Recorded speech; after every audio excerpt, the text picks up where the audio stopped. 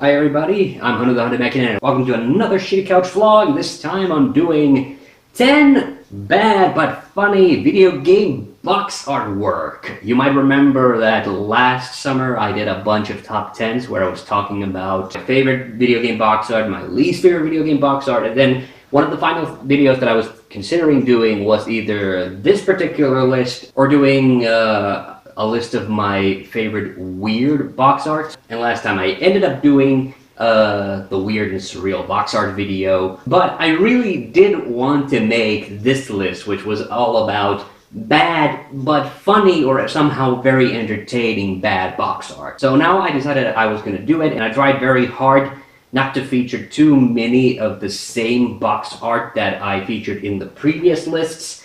However, there's going to be at least one that you're all familiar with. And I have a couple of honorable mentions as well. First of all, I have to, of course, mention Phalanx, which is one of the most famous, funny, weird box arts. The old hillbilly on the cover of a space shooter game, which I think is just hilariously weird. But I didn't want to feature it this time because I previously featured it on the weird and surreal list. Another one I was considering was the cover for Mario is Missing, the infamous educational Mario game. You can just tell by looking at the art that it's not an official Mario game, and the characters are just ever so slightly off model, but it's not quite bad enough to get an inclusion, but I wanted to mention it anyway because I kind of like the game. But anyway, let's now get on with the list. None of these are in any specific order, with the possible exception being the final one, which is possibly my favorite bad box art from any video game in all of history. But let's first move on to through the other entries before we get to that one. And my first pick is an Alex Kidd game, and the Alex Kidd games did have very dodgy artwork. I mean, I think the very first Alex Kidd in Miracle World cover is rather infamously bad, but I mentioned before that I don't really think most of the Master System artwork is necessarily as bad as people make it out to be, because at least it is an artistic depiction of the game, no matter how clunky. And sure, Alex Kidd in Miracle World has a pretty terrible cover, especially if you compare it to what the original one was. But I think my favorite funny and weird Alex Kidd cover has to be the one and only Sega Mega Drive Alex Kidd title, which is Alex Kidd in the Enchanted Castle, because you can totally tell by looking at it that Sega, for whatever reason, was not really ready to commit to the art style of the original game, even though by this point they had taken back the release rights from Tonka, who made that original horrible Alex Kidd cover.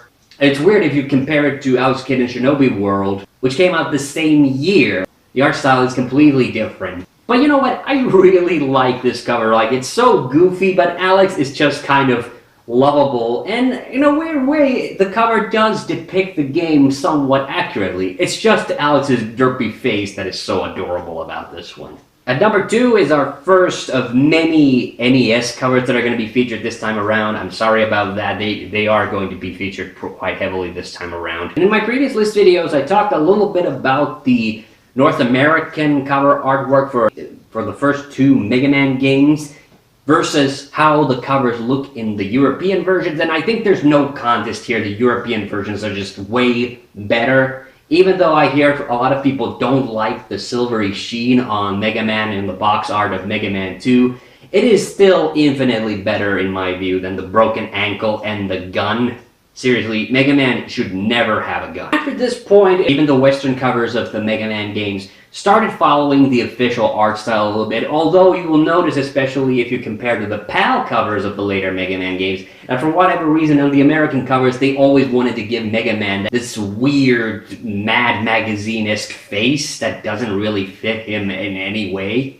And again, I'm willing to say that the European cover for Mega Man 3 is also better than the one they used in the North American market, but the next entry in our list is the North American cover for Mega Man 3. In other words, the one where Mega Man is shooting Sparkman in the balls. I mean, that face really does fit this cover well. Capcom even recycled a bit of this for the cover of the PC version for Mega Man and also the Game Boy version. But you know what's even more funny about this cover is Even though this was the North American box art for it, I do remember seeing it and actually thinking it looked kind of badass as a kid because of that big chasm that's between them. But on closer inspection, yeah, not only does Mega Man look kind of derpy shooting at Sparkman's balls, Rush looks kind of silly, but I don't know, this is probably my favorite bad Mega Man box art. Yes, I think I like this better than even the infamously bad Mega Man 1 box art. For this next entry, people may feel I'm cheating a little bit because this is not really the box art of a game per se. I just happened to stumble upon this while I was looking for box art to use in this video, but it was just so weird and so out of left field for me that I felt that I seriously needed to feature it in this video, and that's the packaging for the Game Boy Light Skeleton Edition, which apparently was a version of the Game Boy that was being exclusively sold through Famitsu magazine, which, in case you don't know, is one of the most premier gaming magazines in Japan, so you can't even get this in other territories. Yeah, you look at the art style, it doesn't really scream Japanese, which is weird. Why is there this hot redhead astronaut lady on the box? It just fills your mind with so many questions. And why is there a derpy alien there? And why is he feeling up her ass? Now, this box art just seems completely inappropriate for the target audience of this particular product, but at the same time, I am just amazed at the level of detail. Number 4 on the list is our only Gizmondo cover, and even though it's a funny title of a game, and I would have really wanted to include it, the actual box art for what is possibly Gizmondo's most famous game, Sticky Balls, doesn't really do much for me. I much prefer the second most well-known game for this system, which of course is Mama, I Wanna Mow the Lawn. There's never been a more bold-faced lie printed on a video game box. Yes, it's a game about mowing the lawn, and I just love how they tried to jazz it up with that font. The artwork is kind of derpy, it's not awful, it's not great, it's just, you know, very middle of the road, which really tells you all you need to know about this game. I don't know, there's just kind of a cute innocence to it that really appeals to me. It's so bad, yet I just get a smile on my face every time I see this cover.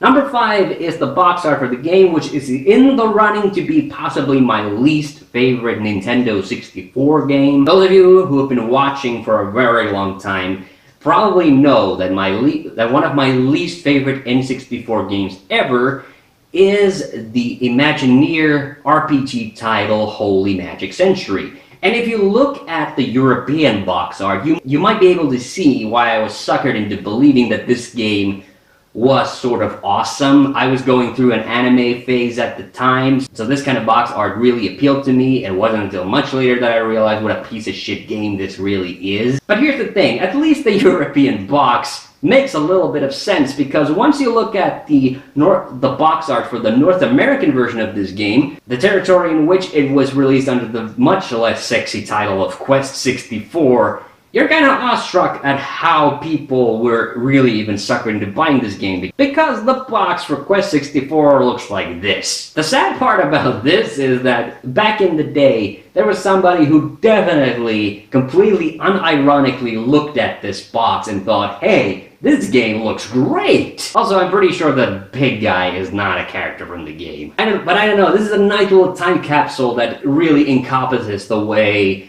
how games were marketed in North America versus Europe. It just looks so damn terrible when you look at it from a modern perspective, but there is something kind of very charming about it, which is why I wanted to include it. Okay, number 6, let's talk about one of my favorite beat-em-up game series, which is Streets of Rage by Sega. And the Streets of Rage covers aren't anything great, but it's kind of ironic that Streets of Rage 2, which is easily the best game of the series, might have the most awkward-looking cover of the whole bunch of them. I still like it, but my god, look at this. It doesn't look like any of the main characters are actually hitting the guys they're hitting. First of all, and I apologize because I'm completely blanking out on the names of these characters. Look at the girl. It looks like she's leg sweeping the guy, but then you look at the guy behind the guy that's falling over, and you realize that if she was actually leg sweeping him, you know, that other guy should be falling over too. This pose and the physics of it make no sense. In other words, the guy falling over was already doing whatever the hell he's doing right now before she was kicking. Then you look at the little black kid, and it doesn't really look like he's really kicking that guy. It looks like he's just putting on a pose. But my favorite is the main guy down at towards the bottom, because there is no way that he punched that guy with the knife and that he would actually fly in the way he's flying in this cover. So yeah, it's full of incongruities and makes absolutely no sense, but I kinda love it anyway.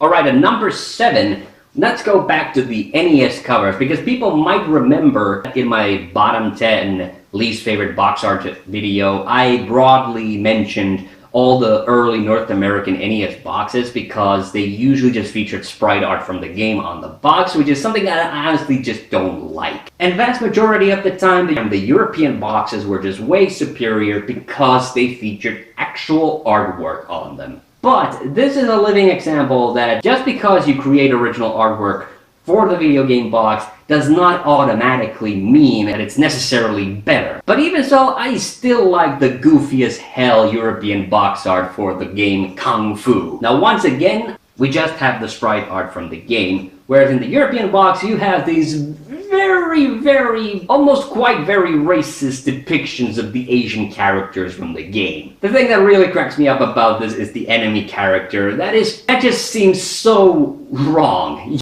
And staying in the world of fisticuffs and Asian martial arts, we have the box art for Street Fighter. No, not Fighting Street, which is the Turbo CD version of this game. And I'm not even talking about that famous poster that everybody keeps showing of this game. But in fact, the first Street Fighter was released for a bunch of home computer versions, and this is the cover that is featured next. This is the home computer box art for Street Fighter. I mean, what's there to really say about it? I mean, they got the basic gist of the game right, don't get me wrong, but number 1, that's totally not Ryu. Number 2, because Ryu definitely doesn't have a mullet. And number 3, the guy on the box isn't even Asian. And the other thing that's wrong about this picture is, of course, that Birdie never used nunchucks. Are you kidding me? This really does put a smile on my face. It gets so close, but yet gets a lot of vital details wrong. You could argue that this necessarily isn't a bad cover, but it's not really a good cover either. And for our number 9 pick, we return once again to the NES. I will say that most of the time, I really don't like the pixel art North American box covers for the NES games. But in the instance of this game, Slalom, I'm actually really happy that they used the sprite art rather than create original artwork like in the European box, which actually looks kind of boring. Because if you've played Slalom, you might know that this is a game by Rare, long before they did Donkey Kong Country. And if you've ever played the game, you will notice that the skier in it has a ridiculously well-defined